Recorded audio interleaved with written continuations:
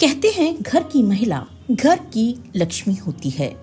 वो चाहे तो घर को स्वर्ग बना सकती है और चाहे तो नर्क। ये सोचते ही वो रो पड़ती है कि इसी दिन के लिए बेटों को लाड़ प्यार से पाला था, लाखों खर्च करके बेटों को पढ़ाया लिखाया था, ब्याह किया था उनका, और वो अपने काम और पत्नियों के प्यार में इतना खो गए हैं कि उन्हें उनकी माँ का दिया गया प्यार भी याद नहीं आता।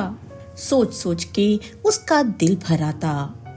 कंकाल मात्र शरीर, सिर पर सफेद और बिखरे हुए बाल, झुकी हुई कमर, मैली कुचैली फटी हुई साड़ी पहनी लगभग 70-75 वर्ष की बूढ़ी अम्मा अपने कमरे के दरवाजे की सीढ़ी नुमा चौखट पर कुछ उदास भाव से बैठी हुई थी और लगातार रसोई घर की तरफ निहार रही थी।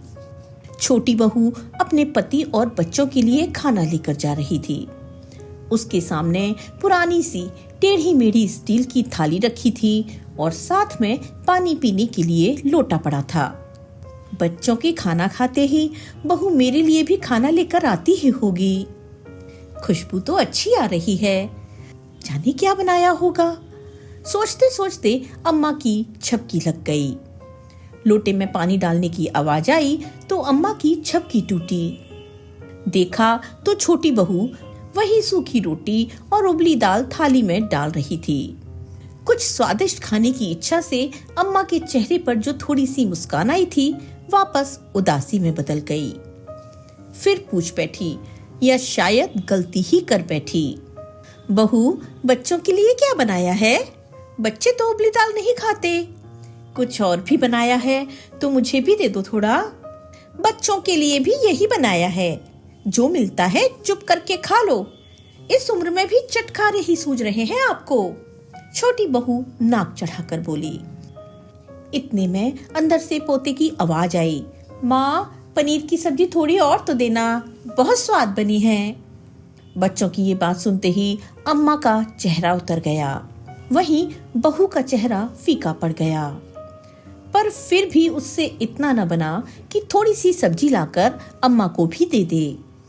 अम्मा बड़े बुझे मन से एक हाथ में थाली और दूसरे हाथ में लोटा और छड़ी लेकर किसी तरह चलती हुई कमरे में रखी चारपाई पर आकर बैठ गईं। सूखी रोटी के कौर को किसी तरह निगलते हुए अपने अतीत में खो गईं। अम्मा यानी कि शांति देवी के पति रमेश चंद जी का बहुत अच्छा खेती बाड़ी का काम हुआ करता था। घर में रुपए पैसे की कोई कमी नहीं थी। अम्मा याद करने लगी जब बड़ा बेटा आकाश पैदा हुआ था। रमेश चंद जी ने तो पूरे कस्बे में लड्डू बंटवा दिए थे और दूसरे बेटे सुभाष के पैदा होने पर तो बहुत बढ़िया दावत का इंतजाम किया गया। लेकिन जब बेटी शोभा पैदा हुई तो किसी को कुछ खास खुशी नहीं हुई। सब लोग यही सोचते कि तीसरा भी बेटा होता तो ज्यादा अच्छा था। आखिर बेटे जितने भी हों कम ही लगते हैं। बेटों को बड़ा होते देख रमेश चंद जी ने उनके लिए कारोबार शुरू करने की सोची। अपनी खेती बाड़ी ही इतनी बढ़िया चल रही है तो कारोबार शुरू करने की क्या जरूरत है? कहते हुए जब शांति देवी जी ने ऐतराज जताया तो रमेश चंद जी कहने लगे, बच्चों के भविष्य के बारे में आज कुछ सोचेंगे तो कल कुछ बन पाएंगे। और फिर आजकल के बच्चे खेतीबाड़ी में ज्यादा रुचि कहाँ रखते हैं? अपना कारोबार होगा तो खुशी से संभालेंगे। ये सोचकर रमेश चंद जी ने अपना नया काम शुरू किया। देखते ही देखते उनका कारोबार खूब चलने लगा और अच्छी कमाई होने लगी। अपने तीनों बच्चों को उन्होंने अच्छे स्कूल में पढ़ाया और उच्च शिक्षा के लिए शहर में भी भेजा। पढ़ाई पूरी करने के बाद दोनों बेटे पिता का साथ देने कारोबार में आ गए। बेटे की पढ़ाई पूरी होने पर समय रहते ही उसका विवाह एक संपन्न परिवार में कर दिया गया और उसके कुछ समय बाद ही रमेश चंद जी की दूर की रिश्तेदारी में ही एक लड़की से बड़े बेटे आकाश का भी रिश्ता कर दिया गया। छोटा बेटा सुभाष अपने साथ ही पढ़ने वाली एक लड़की से विवाह करना चाहता था, सो थोड़े बहुत ऐतराज के बाद आखिरकार उसे भी मंजूरी दे दी गई। दोनों ही बेटे बहुत आज्ञाकारी थे और बहुएं भी अपने सास ससुर के हुक्म को सर आंखों पर रखती थीं। भरा पूरा परिवार सुख से रह रहा था। शांति जी और रमेश चंद जी अपनी जिंदगी से पूर्णतः संतुष्ट थे। लेकिन कहते हैं ना, कभी कभी खुशियों को अपनी ही नजर लग जाती है। कुछ समय बाद ही कारोबार में घाटा होना शुरू हो गया। रमेश चंद जी को समझ नहीं आ रहा था कि गलती कहां पर हुई। जांच पड़ताल करने के बाद पता चला कि दोनों ही बेटे उनसे छुपकर कारोबार में से अपनी मन मर्जी का पैसा निकाल रहे थे। सोचा कि किसी को क्या पता चलेगा यदि थोड़ा पैसा निकाल भी लिया तो। ये जानकर कि अपने ही दोनों बेटे दोनों हाथों से कारोबार में सेंध लगा रहे थे, रमेश चंद जी को झटका सा लगा। बेटों द्वारा की गई ये हरकत पिता के उसूलों पर नागवार गुजरी और हृदयाघात से उनकी मृत्यु हो गई। शांति जी इतने बड़े दुख को झेल न पाई और सदमे में चली गईं। पिता के रहते तो परिवार में फिर भी कुछ समन्वय था, लेकिन उनके जाने के बाद कुछ टकराव आने लगे। छोटी मोटी खटपट के साथ कुछ वर्ष तो बीत गए, पर अब तो भाइयों के बीच का झगड़ा इतना बढ़ गया कि बेटों और बहुओं ने माँ के सामने बंटवारा करने का प्रस्ताव रख दिया। अम्मा बंटवारा करने के पक्ष में न थी। बेटी शोभा ने भी अपने भाइयों को समझाने की भरपूर कोशिश की, लेकिन भाइयों ने उसे स्पष्ट शब्दों में कह दिया कि तुम हमारे मामले से दूर ही रहो तो अच्छा होगा। और फिर वही हुआ जो दोनों भाई चाहते थे। रिश्तेदारी के कुछ बड़े बूढ़ों की सलाह लेकर अम्मा ने अपने पति के कारोबार और जमीन जायदाद का बंटवारा कर दिया। रहा मकान का सवाल तो उसमें भी एक दीवार डालकर 2 हिस्से कर दिए गए और साथ ही बहुओं की रसोइयां भी अलग अलग कर दी गईं। मकान के तो 2 टुकड़े हुए थे, लेकिन अम्मा के दिल के कितने टुकड़े हुए गिन पाना भी मुश्किल था। संपत्ति का बंटवारा तो दोनों भाइयों की सहमति के साथ हो गया, लेकिन अम्मा वो किसके हिस्से में आएंगी? दोनों ने पूछा तो अम्मा ने बड़ी बहू के साथ रहना स्वीकार किया। बड़ी बहू को भी कोई परेशानी नहीं थी, क्योंकि तब तक अम्मा रसोई का सारा काम कर दिया करती थी। तब तक बड़ी बहू अम्मा का पूरा सम्मान करती थी, लेकिन वक्त द्वारा दिए गए जख्मों के कारण अम्मा अब बीमार रहने लगी और धीरे धीरे काम करने में भी असमर्थ हो गईं। समय बीतता गया। बूढ़ी माँ और भी अधिक बूढ़ी और उपेक्षित हो चुकी थी।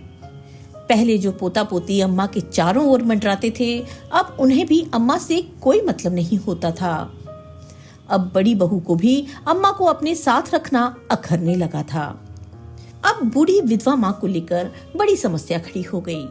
माँ का बंटवारा कैसे किया जाए, इसका कोई समाधान नहीं मिल रहा था। दोनों बेटों में से कोई भी अम्मा को अपने साथ रखने के लिए तैयार नहीं था। शायद वक्त अभी और घाव देने वाला था, क्योंकि कोई भी बहू माँ के खाने की जिम्मेदारी नहीं लेना चाहती थी। 2 वक्त की रोटी देने के लिए बेटों बहुओं की बहस अम्मा के दिल को चीर रही थी।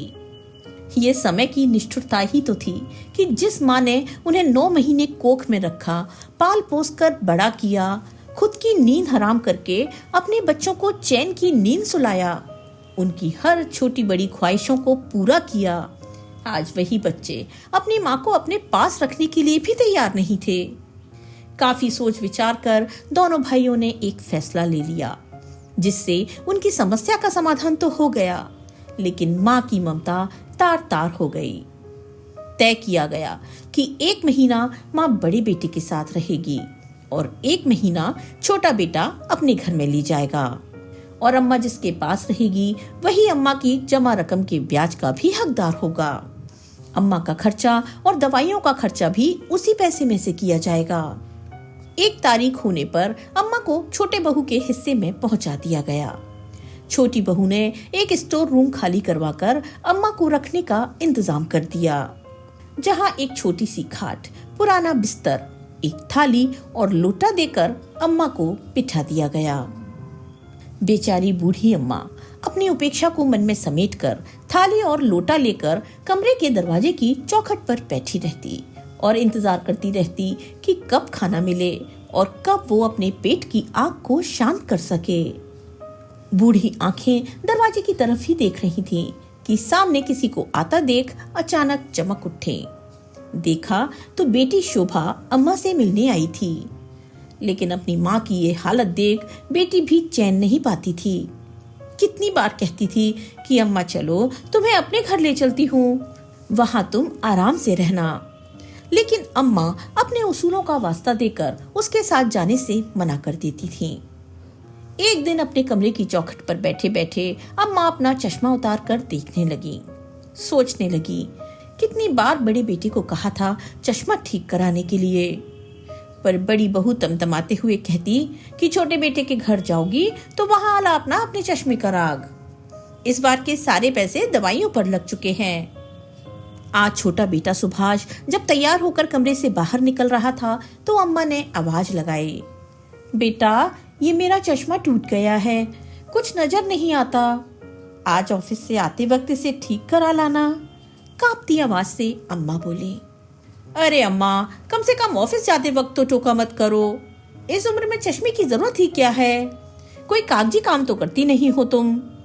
बेचारी लाचार बेबस अम्मा अपनी आंखों में आंसुओं को छुपाने की कोशिश करते हुए वापस से टूटा चश्मा पहनकर बैठ गई। आज छोटी बहू ने घर में किटी पार्टी रखी थी। घर में कुछ चहल पहल हो रही थी। खाने पीने का काफी सामान लाया जा रहा था। अम्मा देखकर सोच रही थी, लगता है आज कोई मेहमान आने वाले हैं, खाने की बहुत अच्छी खुशबू भी आ रही है, चलो आज तो बहुत स्वादिष्ट खाना खाने को मिलेगा, सोचकर अम्मा मन ही मन खुश हो रही थी। घर में मेहमानों का आना शुरू हो गया था और अम्मा की भूख भी अब सहन शक्ति से बाहर हो रही थी। जीभ को तरह तरह के स्वाद याद आ रहे थे, लेकिन ये क्या, थोड़ी ही देर में छोटी बहू आई और अम्मा की थाली में खिचड़ी डालकर और अम्मा को बाहर न निकलने की सख्त हिदायत देकर चली गई।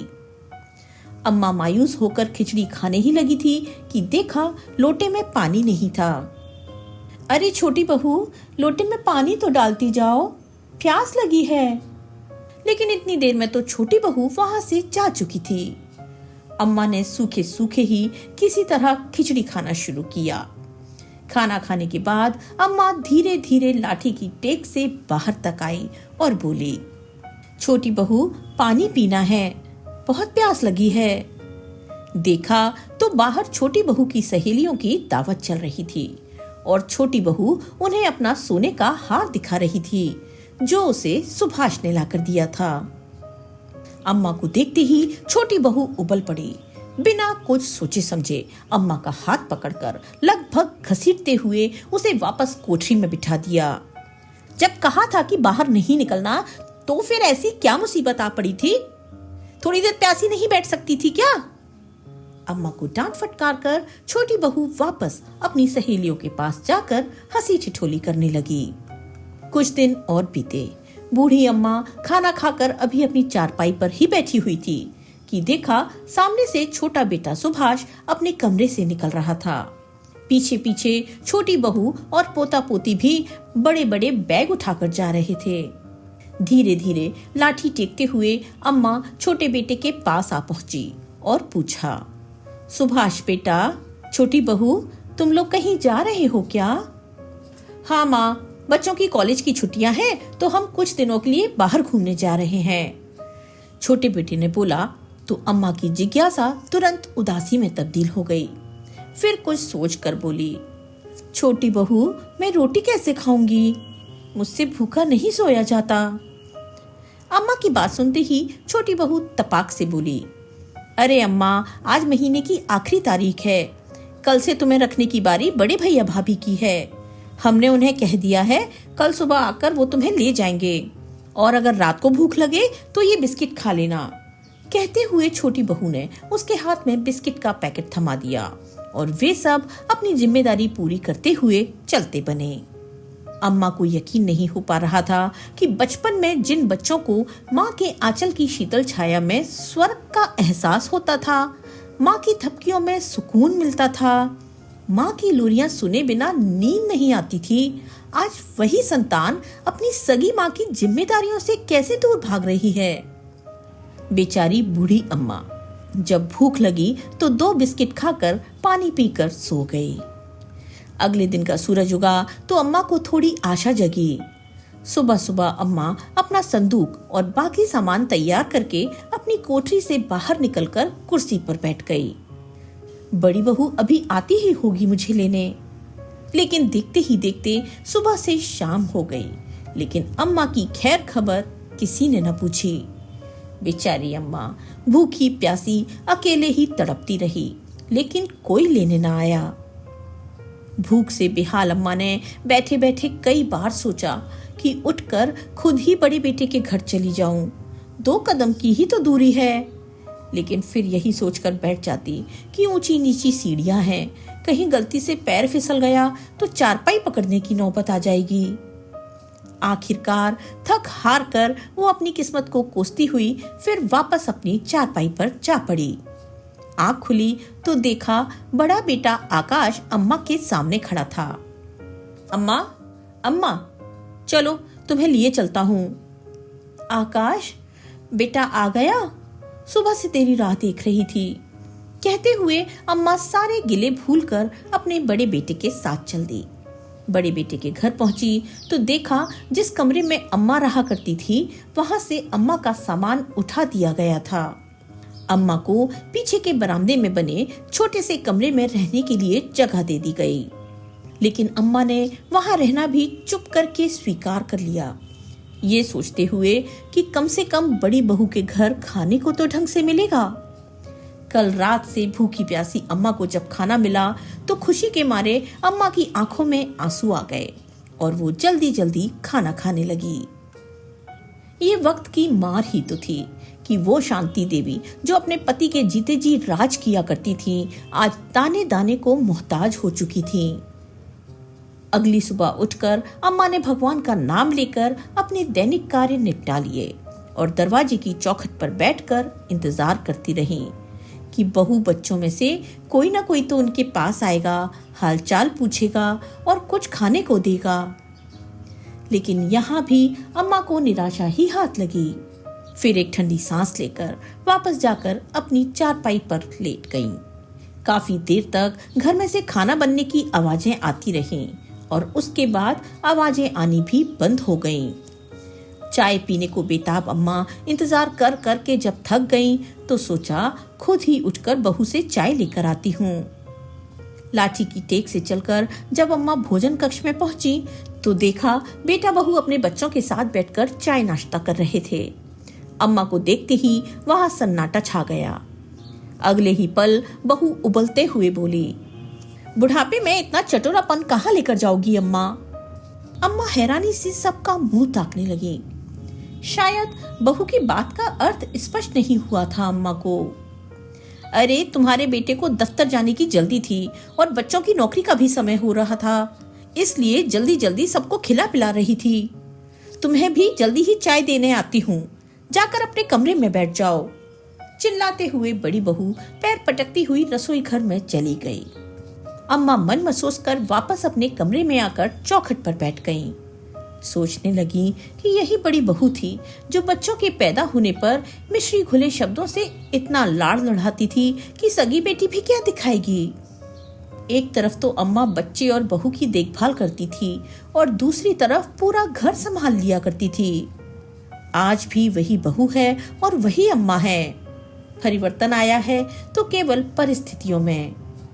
अब अम्मा बूढ़ी हो गई तो दूध में गिरी मक्खी हो गई, जिसे सब ने निकाल कर फेंक दिया। सोचते हुए अम्मा की आंखें भर आईं। अम्मा दिन भर इंतजार करती रहती, लेकिन उनके कमरे में अपने आप कोई नहीं आता था। उम्र के इस पड़ाव पर अम्मा बिल्कुल अकेली हो गई थी। हाँ, कभी कभी बेटी आ जाती थी तो अम्मा का हाल चाल पूछकर चली जाती थी, क्योंकि उसे भी कोई चाय पानी तक नहीं पूछता था।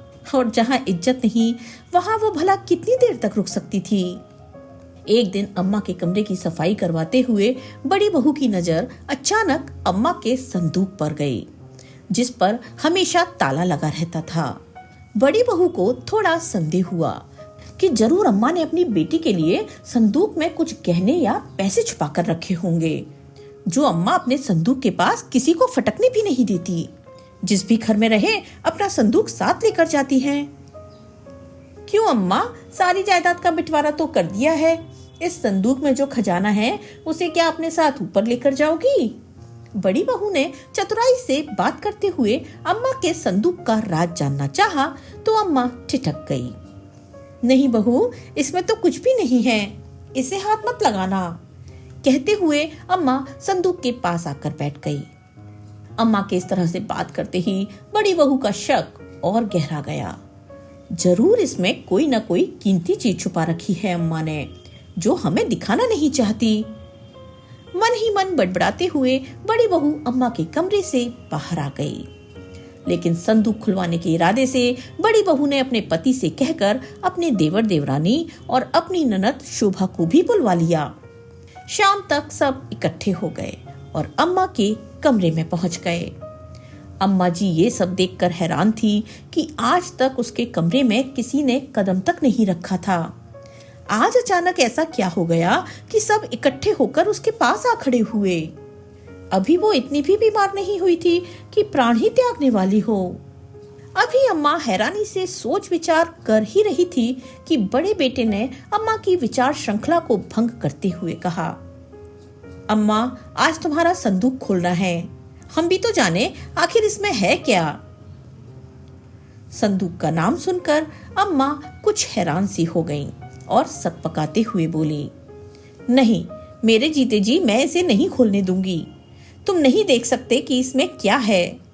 अम्मा संदूक पर हाथ रखते हुए बोली, अम्मा, ये सब लोग कह रहे हैं कि तुमने इसमें मेरे लिए गहने और पैसे छुपा कर रखे हैं। साबित कर दो कि ये सब झूठ बोल रहे हैं। कहते कहते बेटी शोभा फूट फूट कर रो पड़ी। अपनी बेटी की ऐसी हालत देखकर अम्मा ने और जिद नहीं की। अपनी चारपाई से उठकर संदूक का ताला खोलने लगी। देखना चाहते हो मेरे संदूक में क्या है? तो लो देखो। कहते हुए अम्मा ने संदूक का ढक्कन जैसे ही उठाया तो चारों बेटे बहू अवाक रह गए। उनकी ऐसी दशा हो गई मानो सांप ही सूंघ गया हो। रोटियां? अम्मा, तुमने संदूक में ये रोटियां रखी हैं? बड़ा बेटा आश्चर्यचकित होकर बोला, हाँ बेटा, इसीलिए ये संदूक मुझे जान से भी प्यारा है। कहते हुए अम्मा का गला रुंध गया। लेकिन माँ, ये तो केवल सूखी रोटियां हैं। तुमने इन्हें खजाने की तरह संदूक में क्यों छुपा कर रखा हुआ है? बेटी, हर सप्ताह रविवार के दिन ये सब लोग खाना खाने के लिए बाहर जाते हैं और उस दिन घर में रोटी नहीं बनती। उस दिन के लिए मैं इन रोटियों को बचा कर रखती हूँ।